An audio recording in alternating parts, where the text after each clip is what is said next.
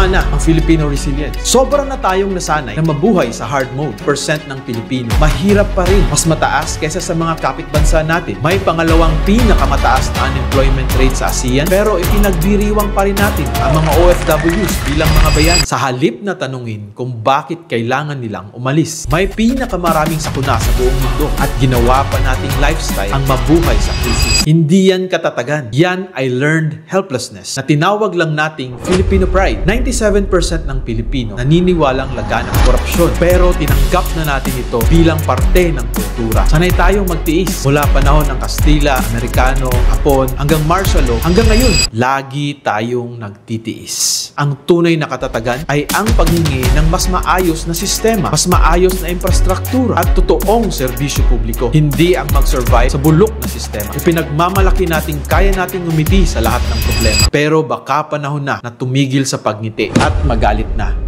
Dahil hindi kailangan ng Pilipinas ng mamamayang kayang tiisin ng lahat. Kailangan ito ng mamamayang ayaw nang tanggapin na ito ang normal.